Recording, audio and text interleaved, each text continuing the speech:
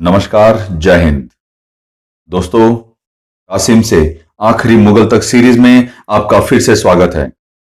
इस सीरीज में हम भारत के इस्लामिक लुटेरों के आक्रमणों का सही सही वर्णन देख रहे हैं। सन 632 से सन 1316 मोहम्मद बिन कासिम से अलाउद्दीन खिलजी तक का इतिहास हम पिछले 12 कड़ियों में देख चुके हैं।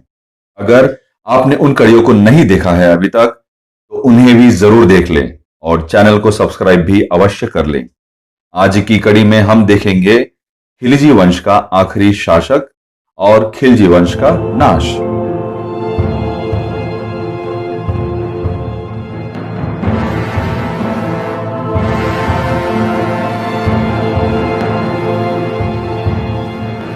एक 1000 वर्षों का रक्त रंजित मुस्लिम खूनी मंच भारत के लिए दुखों से भरा हुआ था, लेकिन इसमें एक मजेदार और मनोरंजक किरदार दिखा था खिलजी वंश के आखिरी शासक कुतुबुद्दीन ने।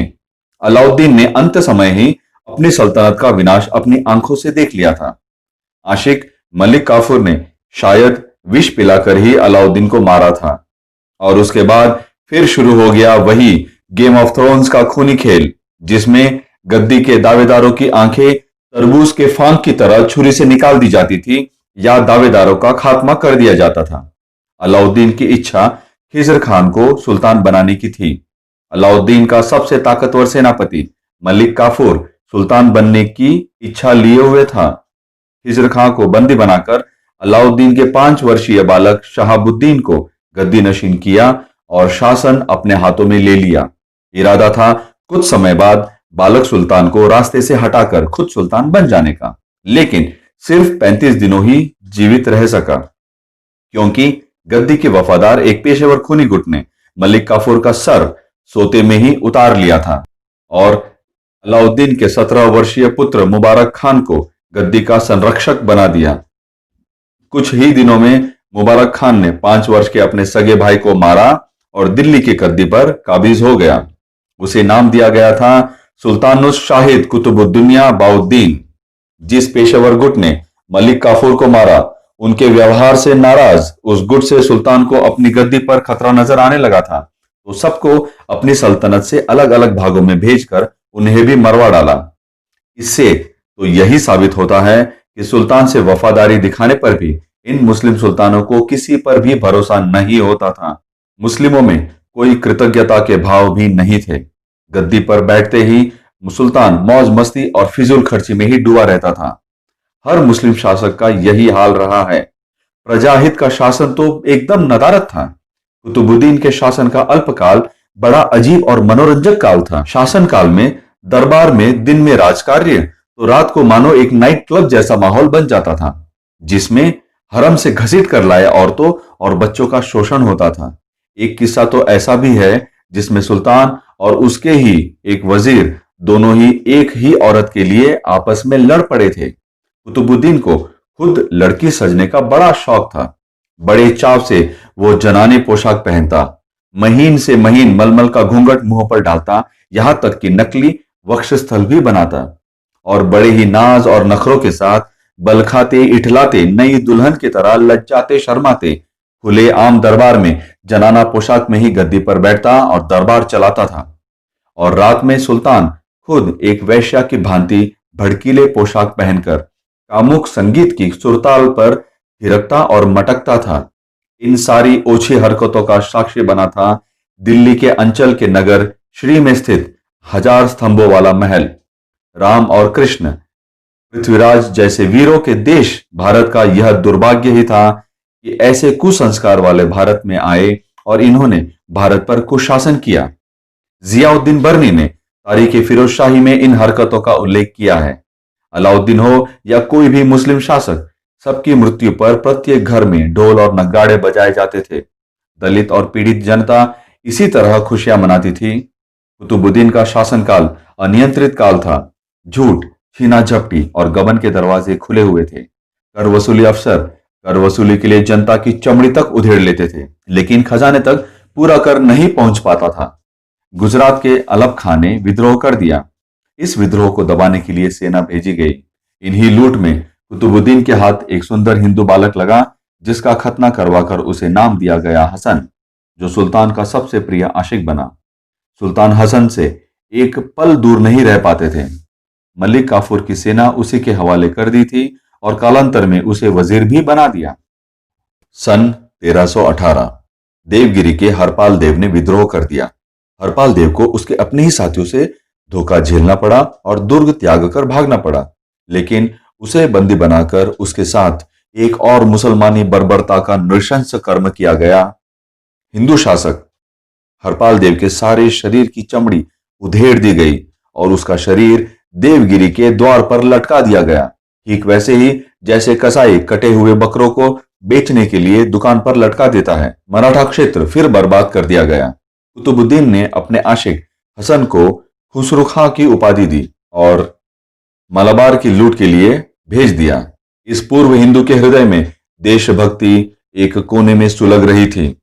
उसने अपने हिंदू साथियों और असंतुष्ट मुसलमान सरदारों से संपर्क बनाए रखा ताकि भारत से मुस्लिम दुराचार को उखाड़ फेंकने का कोई मार्ग निकाल सके। विद्रोह और विश्वासघात तो मुस्लिम शासन की निशानी है। अलाउद्दीन के चचेरे भाई अशासुद्दीन और साथियों को शाही तंबू के सामने कतार में खड़ा कर जानवरों की भांति हलाल कर दिया।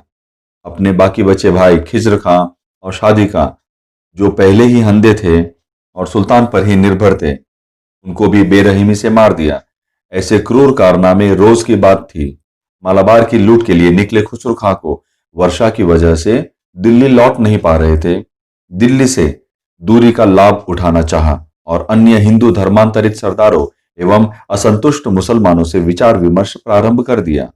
अपने आशिक खुसरू खां की साजिश के बारे में जिन्होंने भी सुल्तान के कान भरने चाहे, उनका विश्वास नहीं किया गया, उल्टे कान भरने वालों को ही मरवा दिया। सुल्तान की हत्या के षड्यंत्र के तहत सहस्त्र स्तंभ महल की सारी सुरक्षा खुसरू खां के हाथ में थी और सारे पदों पर अपने ही विश्वस्तों को भर्ती कर रखा था। एक रात सारे हथियारों के साथ खुसरू खां सुल्तान के कक्ष तक पहुंचा। कुतुबुद्दीन ने अपने हरम में औरतों के बीच छिपने की कोशिश के लिए दौड़ लगाई थी कि खुसरू खां ने कुतुबुद्दीन को लंबी चोटी से घसीटा और उसे नीचे गिराकर उसका गला काट दिया। खुसरू खां ने हरम की पीड़ित नारियों और बच्चों को मुक्त कर दिया। अनिलवाड़ के राजा रामदेव की पुत्री देवल देवी, जिसकी शादी पहले खिज्र खां से हुई थी, फिर खिज्र खां को मारकर कुतुबुद्दीन ने उसे रौंदा था। अब खुसरू खां ने उसे अपनी राजरानी बनाया। खुसरू खां को नासिरुद्दीन की उपाधि देकर गद्दी पर बैठाया गया। खुसरू खां का वास्तविक ध्येय तो मुसलमानों को इस धरती से नष्ट कर हिंदुओं को सम्मान दिलाना था और खुद मुसलमान से पुनः हिंदुत्व में वापस आना था। इसलिए सबसे पहले जितने हिंदू मंदिरों को तोड़ा गया था और मूर्तियों को उठाकर मंदिरों से बाहर फेंक दिया गया था, उनमें राजपूतों के पूजनीय महादेव और मां भवानी की प्रतिष्ठापना की गई।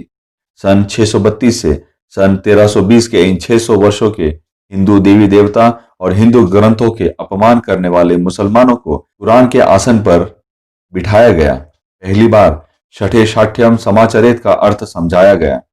हिंदुओं के सम्मान ने जरा सी चैन की सांस ली। नासिरुद्दीन को सुल्तानी संभाले 2 ही महीने हुए थे कि सन 1320 अगस्त में फखरुद्दीन और उसके पिता गाजी मलिक ने दिल्ली के पास सरस्वती नगर पर आक्रमण कर दिया। नासिरुद्दीन अभी अपनी स्थिति, अपनी मान्यता दृढ़ नहीं कर पाए थे। विद्रोही तुगलकों को दमन करने के लिए एक सेना भेज दी। भीषण युद्ध हुआ। गिरगिट राजभक्ति वाले मुसलमानों ने तुगलक का ही साथ दिया। पुंछ का मलिक बहराम तुगलकों से आ मिला। नारा लगाया गया, काफिर हिंदुओं का नाश करो। यही एक नारा काफी था तब भी और आज भी ऐसे ही कुछ नारे सुनने में आते हैं। दिल्ली के दंगे हो या बेंगलोर के दंगे हो या स्वीडन के दंगे, हर जगह वैसा ही पैटर्न है जैसा सन 1320 में था। नासिरुद्दीन ने आर या पार वाला दाव खेला। किलघुड़ी के शाही खजाने को पूरी तरह से अपने साथ देने वाले सैनिकों और दरबारियों में बांट दिया। अगर हारा तो एक भी ढेला तुगलकों के हाथ न लगे, ऐसा उसका सोचना था। लेकिन धनराशि लेकर कायर और कपटी सैनिकों ने किसी भी हालत में मलिक गाजी की मुस्लिम सेना से लड़ने का कोई इरादा नहीं दिखाया। उल्टे वह नसीरुद्दीन का साथ छोड़कर चले गए। एक खास साथी एनल मुल्क मुल्तानी भी अपनी वाहिनी लिए उज्जैन जा बैठा। इतिहास की इस घटना और ऐसी कई घटनाएं साक्षी है कि क्यों मुल्लों की देशभक्ति पर सवाल उठाए जाते रहे हैं। हिंदू सैनिकों ने और कुछ असंतुष्ट नए बने मुसलमानों ने ही नासिरुद्दीन का साथ दिया। आगामी संग्राम में नासिरुद्दीन ने वीरगति पाई और उसके हिंदू सम्मान को फिर स्थापित करने का सपना अधूरा रह गया। मलिक गाजी गियाजुद्दीन तुगलक के नाम से दिल्ली की गद्दी पर आसीन हुआ। उसका वर्णन होगा अगले भाग में। खिलजी वंश के रक्त रंजित 34 वर्षों के शासन में 4 सुल्तान हुए। जलालुद्दीन 8 वर्ष, अलाउद्दीन 20 वर्ष, बाल सुल्तान साहबुद्दीन कुछ महीने, कुतुबुद्दीन 4 वर्ष 4 महीने। इस तरह से खिलजी वंश की समाप्ति हुई और मुस्लिम शासन के एक क्रूर अध्याय का अंत हुआ। मित्रों, आज का कथानक आपको कैसा लगा? लाइक, शेयर, कमेंट करके जरूर बताएं। इस चैनल को सब्सक्राइब कर ले और बेल आइकॉन दबाना भी ना भूले। अगर आज चल रही घटनाओं को समझना है, इतिहास को जानना जरूरी है। मेरे साथ बोले, जय हिंद, वंदे मातरम।